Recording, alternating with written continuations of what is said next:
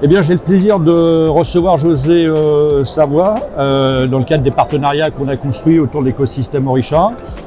Alors, je voudrais que tu présentes, José, en quelques mots ce que fait Atome, et avec quelle société dans le groupe tu travailles, un petit peu le périmètre de ce que tu fais au quotidien pour nous. Alors merci déjà de me recevoir, Fabrice. Rien. Atome, on est spécialiste de l'envoi des courriers à valeur juridique pour le compte des administrateurs de biens syndics. Donc on est centré sur l'environnement de la copropriété. On fait ça depuis une quarantaine d'années et notre force, c'est de toujours tenir nos engagements et de rien sous-traiter. On fait des envois papier, voie postale et des envois digitaux, et notamment depuis la loi du 9 avril où ça s'est généralisé. C'est ce qui nous caractérise, on est partenaire depuis longtemps. Depuis très longtemps. Voilà, d'Orisha maintenant. Et sur le côté Orisha, on travaille essentiellement avec les éditeurs, enfin les ADB qui utilisent les logiciels métiers de la copropriété, donc Even, Crypto et GERCOP, avec les différentes versions, notamment Y15 côté GERCOP Alors aujourd'hui, excuse-moi, tu as décrit un petit peu les prestations que tu couvrais aujourd'hui, mais quels sont les principaux enjeux que tu as au quotidien? Là, je crois qu'on va rentrer dans une période de phare pour Atome, qui est la période des assemblées générales. Et quels sont les défis qui sont à relever au quotidien sur ces aspects? Alors le principal défi, c'est de continuer à servir les ADB clients comme on l'a toujours fait, c'est-à-dire en leur apportant des services parfaitement adaptés et en garantissant toujours les délais sur lesquels on s'engage au moment de la commande. Alors aujourd'hui, la préoccupation des ADB, elle est essentiellement à deux niveaux. La bascule en tout LRE, qui leur présente deux intérêts. Le premier, c'est quand même un intérêt qui joue sur leur compte de résultat de manière importante. Voilà. Le deuxième, c'est de faire ça en respect de la législation qui a changé. Donc là, on a un outil qui s'appelle Valid Email qui leur permet de vérifier toutes les adresses mail. Parce que la problématique de passer du tout papier, tout voie postale à tout LRE, c'est déjà de passer par un stade d'enrichissement de sa data pour être sûr d'avoir beaucoup d'adresses mail. Parce que pour beaucoup, ils n'ont pas encore la totalité des adresses mail de leur copropriétaire. Et deuxièmement, de bien valider cette adresse mail ou voire de laisser le choix au copropriétaire de changer cette adresse mail pour sa LRE. Et puis un troisième point qui émane de la loi, c'est que ça oblige aussi, c'est inscrit dans la loi, donc c'est une vraie obligation pour l'ADB de proposer une solution très claire pour son copropriétaire pour qu'il puisse continuer de choisir la voie postale s'il le désire. Donc ça, on a un outil qui leur permet en une fois de faire tout ça en masse sans prendre une minute du temps de leur gestionnaire.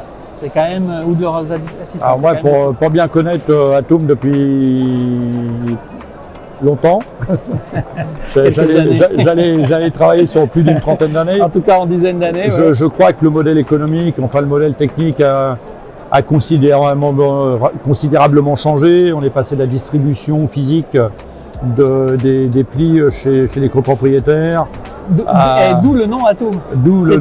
Atome, on allait à la maison distribuer. Merci. À l'impression en masse, à la LRE maintenant. Pour toi, quels sont les enjeux futurs de ces métiers-là, avec l'IA, avec tout un tas de choses qui nous arrivent? Est-ce qu'il y a des grosses évolutions ou est-ce qu'on est un peu contraint par la législation? Est-ce qu'on est contraint par tout l'aspect de la copropriété en général, ou est-ce qu'il y a un avenir un peu différent? Oui, alors il y a les contraintes législatives. Là, on vient de voir cette loi LRE cette loi du 9 avril sur l'habitat dégradé, mais qui généralise la LRE en ce qui nous concerne. Mais d'une manière plus globale, l'idée, c'est d'accompagner nos clients pour qu'ils prennent de l'avance et pas qu'ils subissent les obligations législatives, et de mettre en place les outils qui vont bien. Il y a des aspects extrêmement importants pour eux de fonctionnement, par exemple avec les éditeurs, ce qu'on fait ensemble, bien sûr, pour qu'il y ait des logiques d'API. API pour vulgariser, c'est-à-dire que le gestionnaire, il appuie sur un bouton pour l'envoi de ses LRE, et depuis le logiciel métier Orisha, ça vient directement sur notre plateforme et ça se transforme en information d'envoi, soit par voie postale, soit par voie LRE, mais sans que l'ADB n'ait rien à faire, et il reçoit aussi toutes les preuves, parce que lui, il a aussi une problématique, c'est de justifier par après de ses obligations. toutes les preuves, tous les statuts des plis sont revenus directement dans le logiciel métier. Donc ça, c'est un vrai accompagnement qui est beaucoup plus important que l'aspect législatif. Qui ne dépend pas directement de la législation, mais qui en avance. On a d'autres points d'avancée. Aujourd'hui, par exemple, on a mis en place du PV par mail. C'est tout bête, mais la législation, elle oblige la LRE, mais elle n'oblige pas l'envoi pour quelqu'un qui a choisi la voie électronique de le faire pour du courrier simple. C'est un peu dommage, surtout pour ceux qui choisissent cette voie-là pour le côté environnemental. Se voir envoyer du papier parce qu'ils étaient non opposants, c'est frustrant. Bien sûr. Donc voilà, il y a tous ces services-là, mais le plus gros, c'est les interactions API, les factures qui arrivent directement au bon endroit dans le logiciel métier, pour que le gestionnaire n'ait pas de temps passé à retrouver ou à retraiter. On cherche à automatiser les flux le plus possible pour qu'il y ait vraiment une comptabilité qui soit fluide. Voilà, et ça, on s'interface avec les éditeurs métiers, notamment avec Orisha. Un petit dernier mot pour conclure. Je crois qu'on l'a bien compris. Ce partenariat stratégique qu'on a noué depuis de nombreuses années avec les différentes marques d'Orisha apporte quand même une vraie valeur ajoutée pour nos clients. Ils sont aujourd'hui soumis à pas mal de défis qui sont liés à un contexte économique, de ce marché qui est un petit peu en souffrance. On parle beaucoup de crise immobilière aujourd'hui. Est-ce que toi tu le ressens dans ton activité quotidienne et dans les comportements des clients? Alors on le ressent, déjà la remise en question métier n'a jamais été aussi forte. Voilà. Il y a des évolutions claires. Il y a quand même des sujets de fond que nos ADB clients rencontrent au quotidien. Les problématiques de recrutement, qui sont compliquées, les problématiques économiques et de sauvegarder leurs résultats, donc le résultat d'exploitation. Donc sur ces deux leviers-là, avoir un partenaire de qualité, ça permet de garder le personnel parce qu'il s'occupe de son métier, il n'est pas en train de coller les enveloppes ou de courir après les preuves de dépôt ou je ne sais quoi. Et deuxième point, qui est quand même important, cette bascule vers le digital, elle fait qu'il n'y a plus de coût pour l'ADB. Et du coup, c'est un impact direct sur son résultat d'exploitation. Donc ces deux points-là, aujourd'hui, c'est des sujets d'importance pour les ADB. Automatiser, rendre les choses fluides et sauvegarder les marges.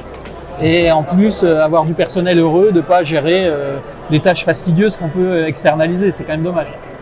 Eh bien, pour conclure, je crois qu'effectivement, on le voit dans les partenariats qu'on mène avec des structures comme Atome. Notre but ultime, c'est de rapporter de la rentabilité à nos clients, éliminer des tâches qui ne sont pas à valeur ajoutée, rendre plus confortable le travail quotidien des gestionnaires dans les cabinets. Eh bien, écoute, merci beaucoup pour cet éclairage.